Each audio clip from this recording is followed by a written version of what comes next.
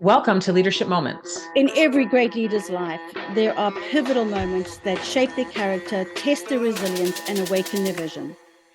Together, we'll uncover the invaluable lessons hidden within these transformative moments. Today, our guest is Chris Perkins. Chris is the president and board member of Model B. Model B is an independent agency that drives business and brand growth by creating magnetic connections between companies and their consumers.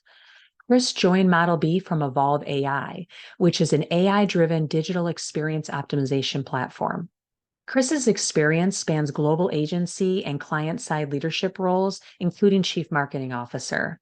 Chris has led award-winning teams doing some work from some of the most notable brands, such as Brand USA, Visit Florida, McDonald's, Wendy's, HP, Microsoft, Shell, Pepsi, DHL, Ford, Jeep, Jack Daniels, Southern Comfort, and Netflix, just to name a few. Today, we are going to talk about how there are different ways to communicate and connect with team members and understanding the whole human. Let's dig in. Welcome, Chris, to our podcast. Thank you so much for taking time with us today. You know, we've had some great conversations in the past around some things that you've accomplished throughout your career and what you've done as a leader. And what I'd like to start off with is, during your leadership career, maybe a moment in time that surprised you that was pivotal and how you navigated through it. Could you tell us something about that? Happy to, Stacy. Thanks for the chance to chat again. In my career, I grew up in the Ogilvy network, which is a big global network of ad agencies, and was invited to work in the office in Poland, in Warsaw, Poland. And I'd worked on the Shell business domestically, and it was an opportunity for me to take the leap to an international marketplace. And so I scheduled the trip, landed, had a week there of kind of getting to know the team and meeting with a couple of clients and getting my feet wet with like what it would be like. And it was incredibly interesting in so many ways, so like fascinating. Very few people spoke English at all. In the office, it was pretty, hit or miss. And I didn't speak Polish, so I'm thinking, my gosh, how do I do this? A lot of the clients did have English as a second language or maybe a third language. So a lot to think about there. I took the 18-hour flight back, landed back in Houston, Texas, which is where I was living at the time, and got off the plane and said, I am so not doing this. And I thought, that was just too much. It's like, oh my gosh, how can I do what I do in the world of communication if I can't communicate with folks? And then I thought, I can't. And I called my parents on the way back from the airport and said, it was an amazing trip. I had such a great experience. The people were warm and welcoming and on and on and on, but I can't do it. I'm going to tell them no tomorrow. And the next morning I got up and went in the office and met with the head of the office and Ross Lefevre. And Ross said to me, what do you think? And I said, it's an amazing trip. I can't wait to get started. And as I said that, I remember thinking, that's what I said? Wait a minute here. And in the end, I obviously had contemplated it, and I was very much like drawn to it. And at the same time, I was scared. And I, it's like going from having I was single at the time. I had a house and 2 cars and a boat and pool table, all the trappings of right where I thought was meant to be in life. And I was contemplating going to Warsaw, Poland, and living in a flat in relative obscurity, like, being very isolated. And sure enough, I said yes. And I look back on that so incredibly, so fondly. I mean, I spent nearly 2 years there. I learned that communication comes in lots of forms and that you can reach anybody if you try. and even, and I got to travel all around the region, and I mean, I would do a weekend to the Greek Isles because it was the same as going from Houston to Florida, basically on a plane. So amazing experience in many ways. But what I learned from that was, it's okay to put yourself in a scary place. It's okay to push yourself. And it's also worth considering, what does it mean to you personally and professionally? Because I was single, didn't speak Polish. What could that mean to me? And what it meant to me, it meant that I could shed a lot of the trappings that were kind of what I was taught was what made life interesting. And I remember the two things I made a point of packing purposely were a number of books and a ton of music. So I had a huge CD collection, and I took all of them out of the boxes because it was too much to do that way, and shipped them over there. And actually that became an enormous catalyst for me to connect with people, because I could introduce them to music that they hadn't necessarily heard, as well as some books that they hadn't read. So it was just an incredible experience. And to this day, I still have very close friends from the 2 years there in Warsaw, but also in the region, getting to know lots of people across the region.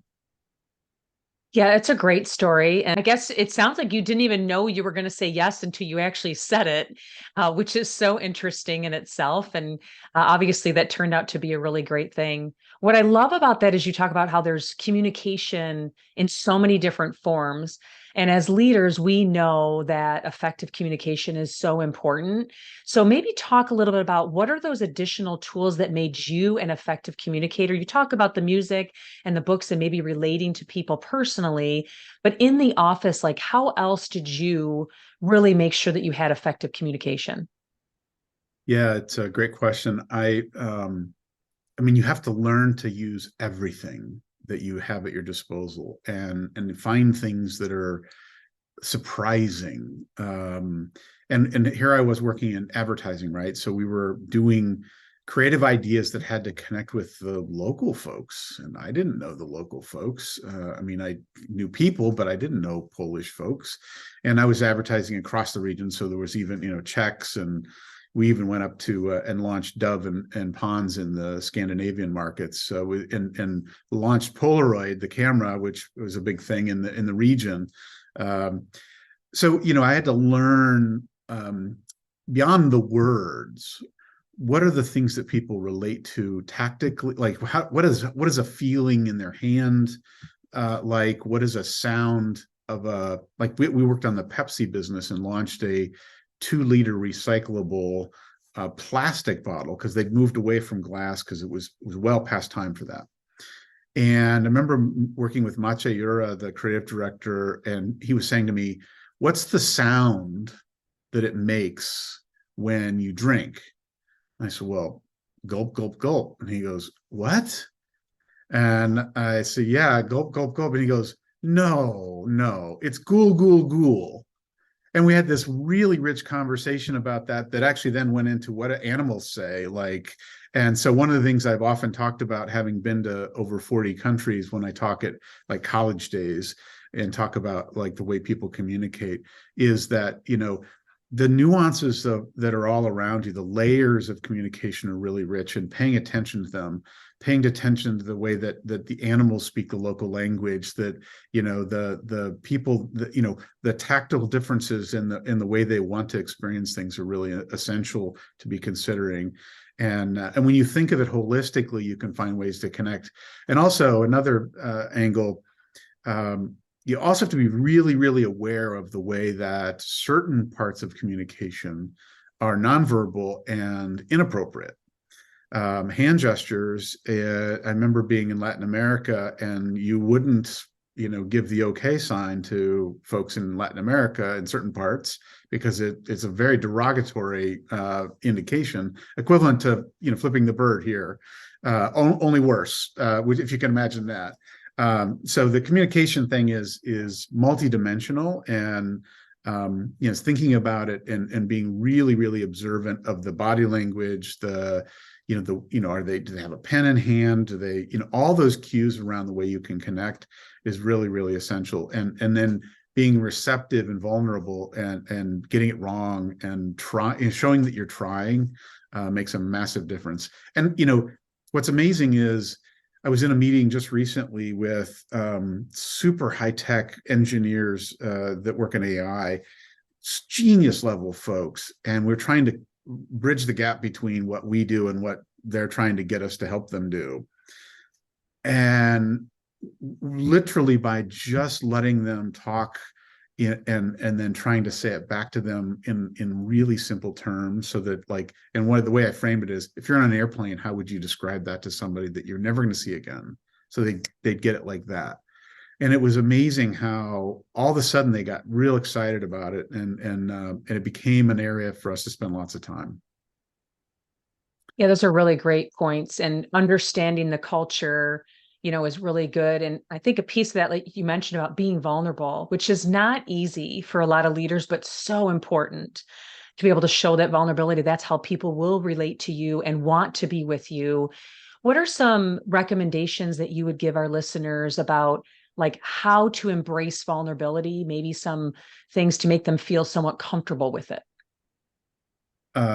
One of my pet peeves in business is how companies often want to retain their employees at any cost. And they literally get mad when people resign. And I, having been when I was a junior coming up, I remember experiencing that. And then I actually happened to work with somebody that was, in my view, very enlightened. And they said to me, look, I care more about you as a person than the job you're doing. And my role here is to help you succeed in not only the job, but in life. And I'm thinking, whoa, that's like, wait, life? How are you going to help me with my golf game and, being a better sailor and potentially a husband someday? And so that actually opened up lots of questions for me of that person. So they naturally got to know me because I was inquisitive about what that meant, and what, like, how do I hold them accountable to that? Like, and what was interesting is two things came out of that. One, they challenged me to think about, like, what I wanted out of the experience there and what I wanted out of my career. So beyond the moment in time there. And then they challenged me to hold them accountable for how they could help. The other thing they did that I loved was they said, don't be shy about telling me if you have other opportunities. I remember thinking, well, sure, because, like, as soon as I tell you, you're going to be like, have a nice life, right? You're fired. Thankfully, that was not the case. And I remember experiencing with him, had an opportunity, a recruiter called me, and I said, look, I don't know. And in discussing that with my boss at the time, I learned that company was often hiring people because the work, quality of life and the kind of work-life experience was bad. So there's lots of turnover. And I didn't know that, right? It was well hidden behind their veil of, how cool and amazing it is to be there. And so what I learned from that experience was, and I carry that forward today, is, be really, really honorable about helping people succeed holistically and helping the whole human. And just this week I had a person resign, and my question wasn't why. It was, I hope it's great. Can you tell me more about it? What is it? And the great thing is, when we did an all hands meeting where we shared the news with everybody, she was able to say, I'm so proud of the work I did here, and I will rave about my experience here. And to me, that's a sign we're doing something right, and something I encourage everybody to try to do. I always tell people one of my leadership principles is love your team members. And the reason why I say that is because if you care for your team members the same way you care about close family members and friends, like, wow, it's so powerful what you can actually do for those individuals. And even the story of the person that recently resigned and how they are proud of the work that they did, like, that's going to help them. They're going to tell other people that might be coming up in the ranks or starting off saying, hey, this is a great company to work for. So it goes full circle on getting additional people and attracting, new talent as well. When you think about your talent and helping, people bring up and where they want to go, and making sure that they are, moving forward and wanting to open up and making it a safe space for them. Like you said, some people said, hey, I really care about you and I want to be part of what you do. And you were even questioning it. What are those things that help you make it a safe environment where team members are willing to open up to you and tell you, hey, I'm seriously thinking about leaving, or, wherever it may be that's going on in their life? This is a thing I think about a lot, because as we live in a very different work world today, around there's debates around AI, there's debates around hybrid or in office or remote, and all those things are important because they're kind of atmospheric. I think the thing that binds all of those things together is to create a sense of purpose and shared values and clarity around the mission. One of the things I said to people when I joined the company is, look, I'm here to do the best work of my life.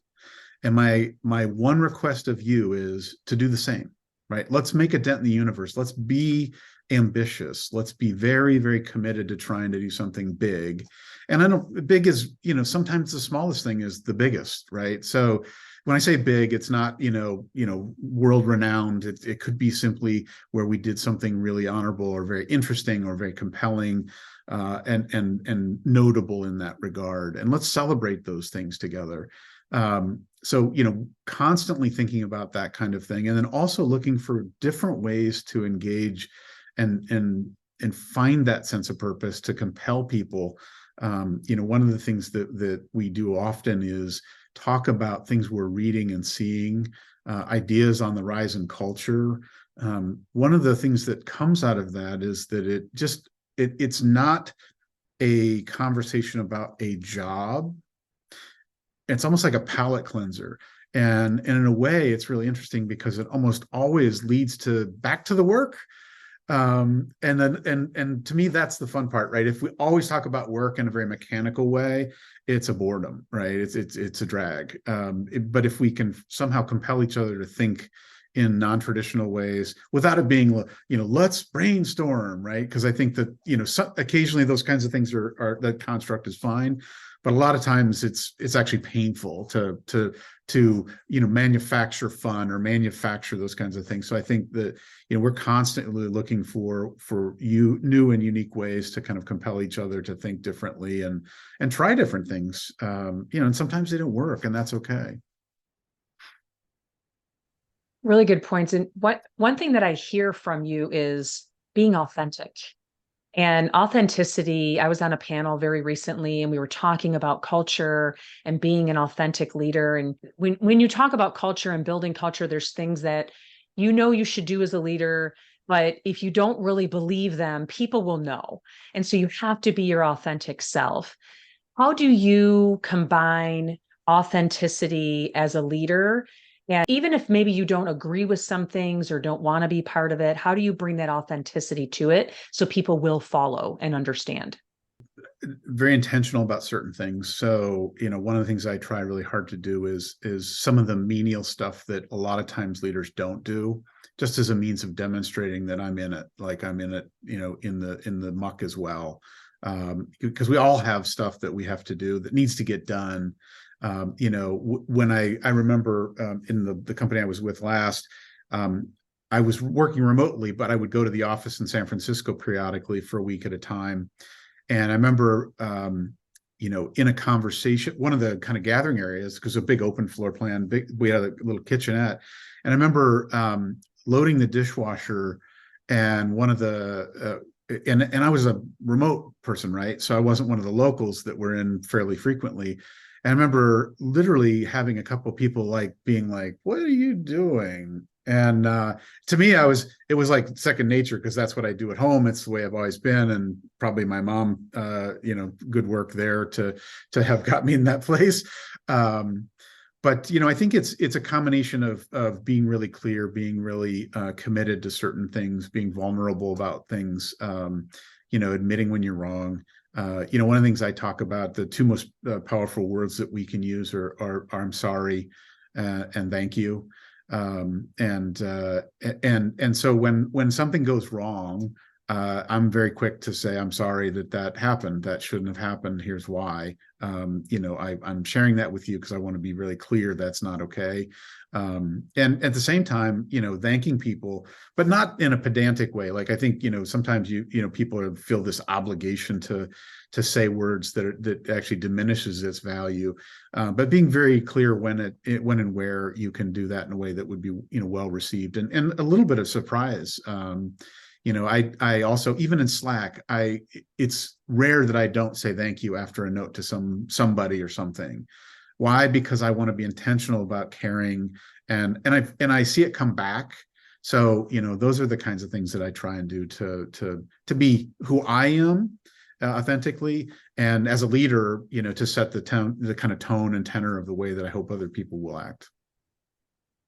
I hear a lot of empathy in there, understanding and ownership in those pieces. And I think those are really, really good values of a leader as well. And when you think about, we actually had a whole episode about owning your decisions and how to do that and why it's so important as leader. Can you talk a little bit about maybe there's something that's happened to you in the past where it was tough to own a decision, maybe it was a good or bad decision, and kind of how you got through owning that and moving toward it perfect answer? Boy, I could tell you dozens of experiences, if I'm really being honest with myself. There was a circumstance where we had an associate that was not performing appropriately. And the way that we addressed the issue with all parties that we were aware of, and I say aware of very purposely because there were others that were involved that we weren't aware of. And the way that we addressed it on the surface appeared right, but we didn't do the right level of investigation around what was really going on to address it properly. And so we had to undo and reset some things and be very honest about the fact that we blew it, right? We got it wrong. And that landed poorly. And there were, gender and race and sexual preference issues and tied up in all. So it was like everything that you could, in the kind of pressure points in society and human dynamics were all at play. And so we had to be very, very willing to kind of, work it through and find a better place. And that was very difficult, in some ways, frustrating because you know better and you know better. And so I would say that's probably the best example that I could give you. But there's honestly, I think if anybody that's actually led people for any period of time, they've got lots of things they've blown.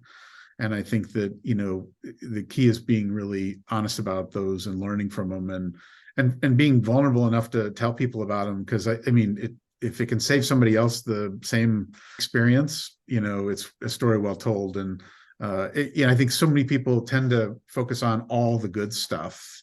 Honestly, some of the bad stuff is super valuable to share as well. Really good points. And as leaders, we try to be perfect, to show the way of and how you should do things. But the reality is, people want humans as leaders, and humans make mistakes. And as long as we can show that we own that mistake, you're actually teaching your team how to own their mistakes when they happen, because it's going to happen. It happens to all of us. So really appreciate that story. And, kudos to you for moving forward with that. I want to circle back to how you have done a lot of work in different cultures, nationalities, but how do you build a cohesive team in situations like that? Yeah, it's it's a lot of very purposeful work. It's building one-on-one relationships as best you can, often remotely, and especially when you've got layered teams, setting the tone, being very clear and transparent, making sure people know what success looks like, and then I think one of the first things that I've always tried really hard to do is understand what's the calendar look like? What are their national holidays? Like, I was talking to a friend in Canada just this week, and it was Thanksgiving. And it's like, oh, right. Yeah, it's Thanksgiving. I mean, why are you all dressed up? Oh, it's Thanksgiving. Sorry. Why am I calling you on Thanksgiving? Sorry. Making an effort gets you lots of credit. And I'm not saying it because it's about gaining credit, but just being, intentional about it. Making sure people know how to reach you to share their perspectives and any observations they've got, and frankly, being comfortable asking somebody if their religion is a factor in the way that they manage their work life. Because I remember working with folks in the Middle East and having them say, I want to talk on Saturday morning, but I can't past noon, and understanding why. Because their workday went till noon on Saturday, and and understanding the way that religion and culture plays a role in their desire to continue to maintain that, and how that affects work. And then also being comfortable demonstrating that, when I'm on vacation, I'm on vacation. If I choose to be available, here's how I choose to be available. And then, I think one of the hardest things in today's work world is defining what your work boundaries are without necessarily having it come off as a requirement for everybody else. Because I'm willing to be available into the evening and early in the morning doesn't mean that everybody needs to be on call. And I think that's, and especially when you start to think globally, that has a whole different meaning. And even what channel, what channel do you prefer? So there's lots and lots of ways. I think the key is, think of them as humans first, and what they need out of the relationship to perform. So as leaders, if we're doing our job well, we're enabling the best performance of everybody on the team towards a common cause. And I think just being really, really, mindful of enablement through clear communication and understanding of the whole human is the key. The whole human. I love that. You mentioned it earlier about kind of the sign of the times. We have a rapidly changing world, emerging trends and a lot of challenges right now. What would you recommend that leaders should do to prepare themselves to to face, and how they can really stay ahead of the curve? Well, I think I'm a big believer in voracious reader and consumption of trends and things. One of the things I try really purposefully to do is to affiliate and associate with folks that are also of that mind, in our team, but also outside our organization. And so, one of the things that I think is a common trap for leaders is to chase the next. And while we all have to be prepared for what's next, because that's our job, we have to balance, the dynamics of how much do we have to deal with today. And like AI tools is a great example. There are literally thousands of them.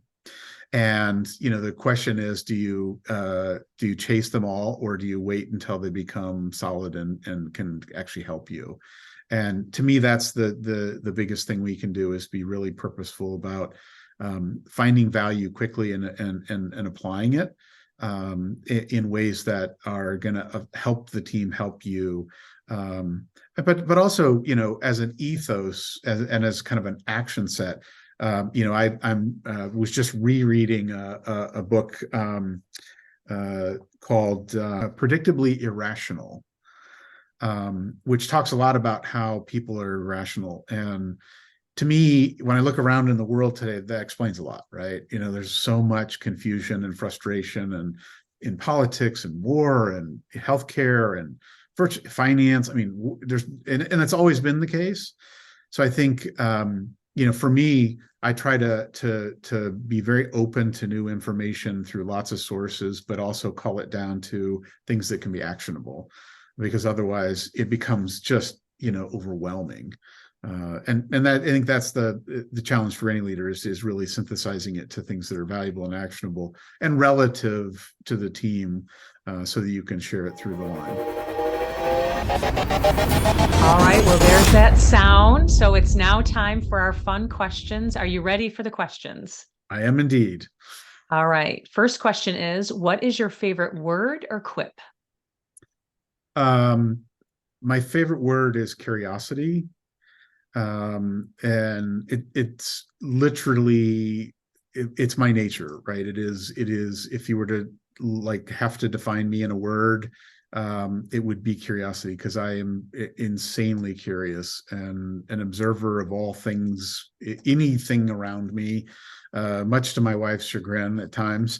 But to me, that word is so freeing and representative of as humans. I think that we owe it to ourselves to be curious, and I think that's what helps us both thrive and grow.